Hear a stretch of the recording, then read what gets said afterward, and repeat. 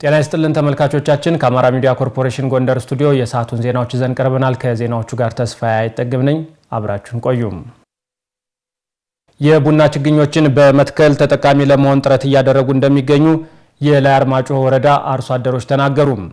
በማዕከላዊ ጎንደር ዞን ላይ አርማጭሆ ወረዳ ዞናዊ የኩታ ገጠም የቡና ችግኝ ተከላ ማስጀመሪያ መርሃ ግብር ተካሂዷል። ተጨማሪውን ከማርታ አዱኛ እንከታተል። ወይዘሮ ባንቺ ደመቀና አርሶ አደር ነጋሽ ባባው በላይ አርማጭሆ ወረዳ ነዋሪ ሲሆኑ በአትክልትና ፍራፍሬ ልማት ነው የተሰማሩት። የአትክልት ፍራፍሬ ልማት ውጤታማ እንደሚያደርግ የተረዱት አርሶ አደሮቹ በቡና ምርት ተጠቃሚ ለመሆን ችግኞችን እየተከሉ እንደሚገኙ ተናግረዋል። በዘርፉ ይበልጥ ተጠቃሚ ለመሆን የግብርና ባለሙያዎችን ምክረ ሀሳብ እየተገበሩ መሆኑን ያሳወቁት መንግስት አመጡ አሁን ባካቹ ተከሉና አፍሩ እየተባልን አሁን በየጓሯችን የተለየ እየተከልንና እያለመነን ያለነ መንግስት ከሰጠ ፈሎች ሁሎችን ማጠሬ በግቢ ከውኘ አለኔ ብቻ የሚገባባቸው ይል ማጥሬም የተለየ ነው። ቡና ነው በኃይለኛው የምንጠቀም ከዚህ በፊትም የተከልነው አለ የምንጠቀመው አሁንም ደግሞ ቡና በኃይለኛው ተክለና ካለ 500 ሚሊዮን እንትን ተክለናል። ከዚህ ባሻገር ደግሞ ያው ከብቶች እንዳይገቡብና አጥር እንክብካቤ ማድረግ አለብን። መኮለስም መኮትኮት አለብን። ያንን እንክብካቤ እናደርግላቸዋለን አትክልቶች።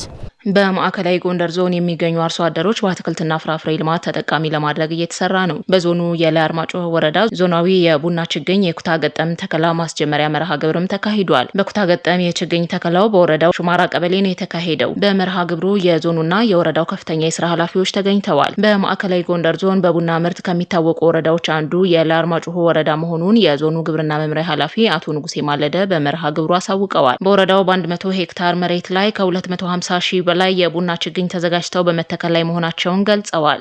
ላይ አርማጭሆ በቡና በጣም ታዋቂ ነው። ለክልሉ የዘር ምንጭም ነው ታውን በፊት በነበረበት ማለት ይህን ፖቴንሻል መነሻ አድርገን በዚህ አመት ላይ አርማጭሆ ላይ 100 ሄክታር መሬት ላይ የቡና ክላስተር ሰፋፊ ክላስተር እናሰራለን ማለት ነው። ለዚህ 100 ሄክታር መሬት ከ250 ሺህ በላይ የሚሆኑ ችግኞችን የቡና ችግኞችን አዘጋጅተን እየተከልን ያለበት ሁኔታ ነው ያለው። ኦልሞስት እስካሁን ባለው ደረጃ ላይ ከ170 ሺህ በላይ የሚሆነው ችግኝ የተተከለ ነው ማለት ነው።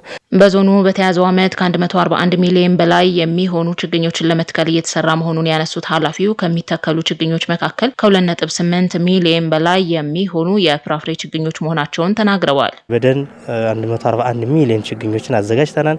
በፍራፍሬ ደግሞ ከ2.8 ሚሊዮን በላይ የሚሆን የፍራፍሬ ችግኞችን አዘጋጅተናል ማለት ነው። እንደ ማዕከላዊ ጎንደር ዞን በጣም ብዙ ፖቴንሻሎች አሉን። ዞኑ ለፍራፍሬ ልማትና ለሁሉም የሰብል ልማት ስራዎቻችን ምቹ በመሆኑ በተለይ በዚህ አመት ደግሞ በሁለት ወረዳዎች በሰፋፊ ክላስተር የአቮካዶና የቡና ክላስተር ስራ በተደራጀ መንገድ ላይ ስራ እየሰራን ያለንበት ሁኔታ ነው ያለው ማለት ነው። የችግኞችን የመጽደቅ ምጣኔ ከፍ ለማድረግ ትኩረት ተሰጥቶ ቅድመ ዝግጅት ሲደረግ መቆየቱን ከማዕከላዊ ጎንደር ዞን ግብርና መምሪያ ያገኘነው መረጃ ያሳያል። በ2018 በጀት ዓመት በጸጥታ በስራ ዕድል ፈጠራና በግብርናው ዘርፍ ውጤታማ ስራዎች መሰራታቸውን የምዕራብ ጎንደር ዞን አስተዳደር አስታወቀም። የበጀት ዓመቱ ዞናዊ የመንግስትና የፓርቲ ስራ አፈጻጸም ግምገማ እንዲሁም የ2019 ዓ.ም የስራ አቅጣጫ ውይይት በገንዳዋ ከተማ ተካሂዷል። ኤልያስ ጋሻው ተጨማሪ አለው። የምዕራብ ጎንደር ዞን አስተዳደር የ2018 በጀት ዓመት አፈጻጸሙን በገመገመበት ወቅት በግብርና በስራ ዕድል ፈጠራና በጸጥታ ዘርፎች አበረታች ውጤት መመዝገቡን የየተቋማቱ አመራሮች ገልጸዋል። ወደ 400 ሺህ የሚሆነው ሄክታር በትራክተር እናርሳለን ብለን ነው የምናስበው ማለት ነው። የኛ ዞን ሰፋፊ ሜካናይዜሽን እርሻ የሚከናወንበት ዞን ነው። ከሌሎች ዞኖች አኳያ ከ700 በላይ ትራክተሮች የሚገኙበት ዞን ነው። ስለዚህ የአርሶ አደሮችን የባለሀብቱ መሬት ሰፋፊ መሬቶችን በትራክተር የማረስ በዚህ አመት የተለየ እቅድ ወስደን ነው እየሰራን ያለነው።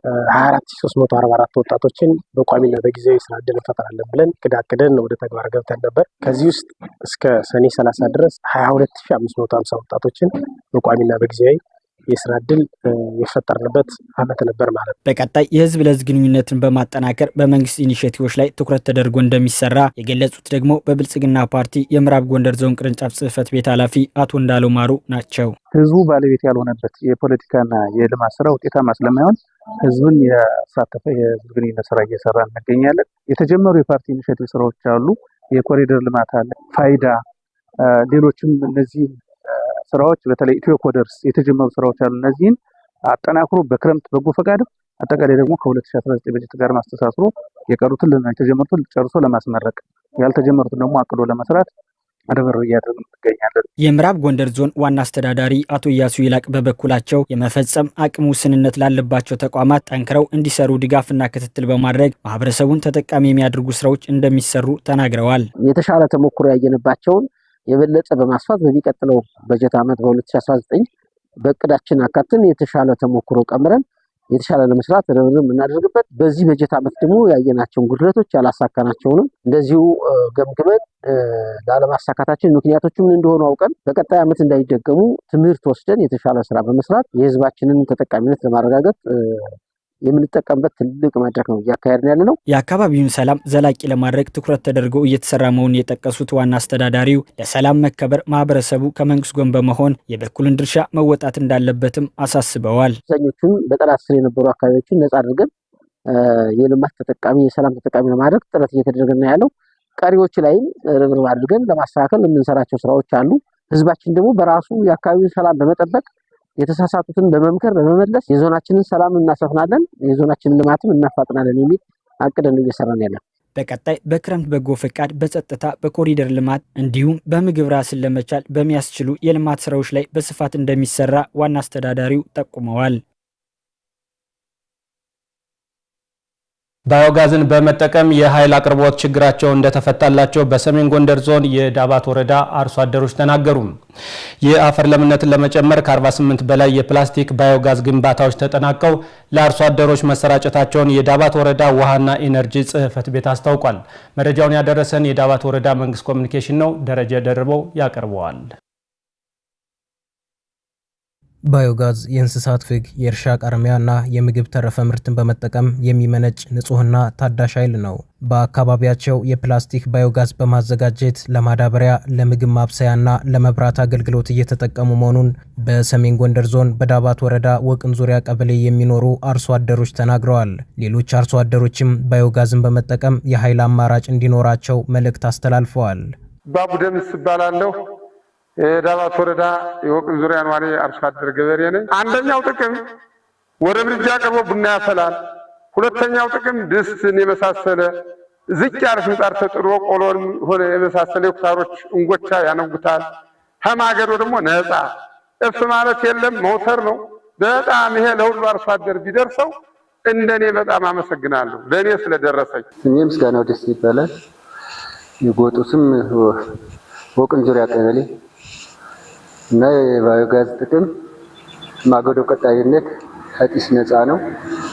ያው ጢስ በተመለከተ ያው ቡና ምናምን በቡና እንጠቀማለን ሁሉ ጊዜ ለተቀም በዚህ ነው የምንጠቀም በላ እንጠቀም።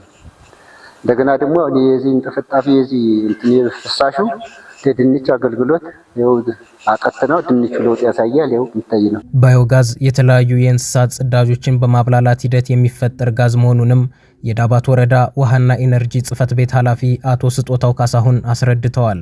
ባዮጋዝ ማህበረሰቡ ያለበትን የማገዶ እንጨት ፍለጋና ጫናና ድካም እየቀነሰላቸው መሆኑንም ኃላፊው አስገንዝበዋል። ይህን ለመገንባት አንድ አርሶ አደር የከብቶች ከ3 እስከ 4 ከብቶች ነው ሊኖሩት የሚገባ። አርሶ አደሮች እንግዲህ ይህን ሲጠቀሙ ምንም እንጨት ማገዶን አይፈጁም። እናቶች ጤናቸውን ይጠብቃሉ። ኃይል እየሰጠ እዛ ተረፈ ምርቱ ደግሞ ባዮሳላሪው እዚህ ለመዳበሪያነት የሚያገለግልበት ሁኔታ ነው ያለ። ከስደተኞች ተጽዕኖ የልማት ፕሮጀክት በተገኘ የገንዘብ ድጋፍ 48 አርሶ አደሮች በባዮጋዝ ተጠቃሚ መሆናቸውን የዳባት ወረዳ ግብርና ጽሕፈት ቤት ኃላፊ አቶ ሸቱ ሲሳይ ተናግረዋል። በወረዳችን ውስጥ በ8 ቀበሌዎች አጠቃላይ 48 አርሶ አደሮችን ተጠቃሚ ማድረግ ችለናል። እንግዲህ ይሄ ባዮጋዝ አዲስ ቴክኖሎጂ ነው። ከአሁን ቀደም ከነበረው ይህኛው አንደኛ ሙቬብል ነው። ከቦታ ቦታ መንቀሳቀስ ይችላል። ወጪው በጣም ዝቅተኛ ነው። በዚህ አንጻር የሚሰጠው ጥቅም ደግሞ ከፍተኛ የሆነ ፋይዳ አለው።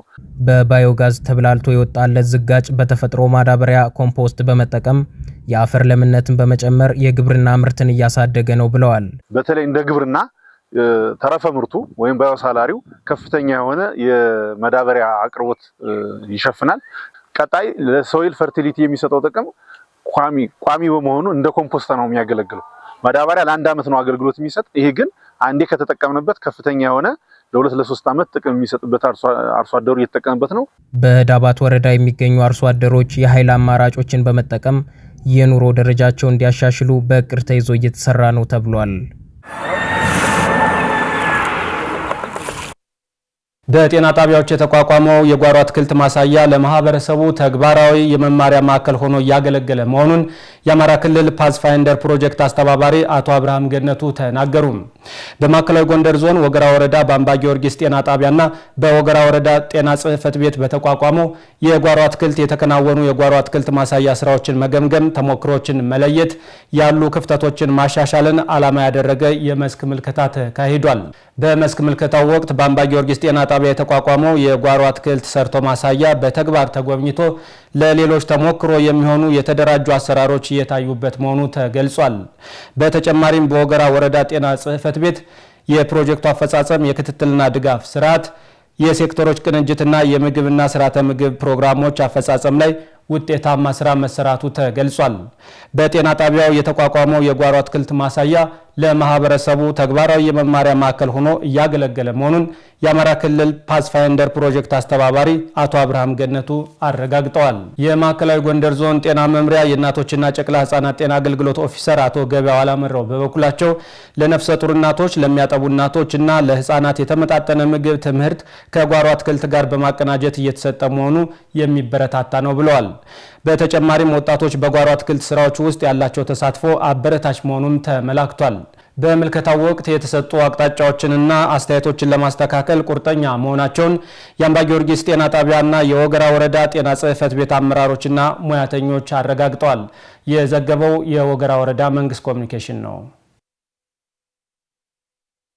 ተመልካቾቻችን ከአማራ ሚዲያ ኮርፖሬሽን ጎንደር ስቱዲዮ ለሰዓቱ ያዘጋጀናቸው ዜናዎች እነዚህን ይመስሉ ነበር። ከዜናዎቹ ጋር ተስፋዬ አይጠገብ ነበርኩ። ጤና ይስጥልን።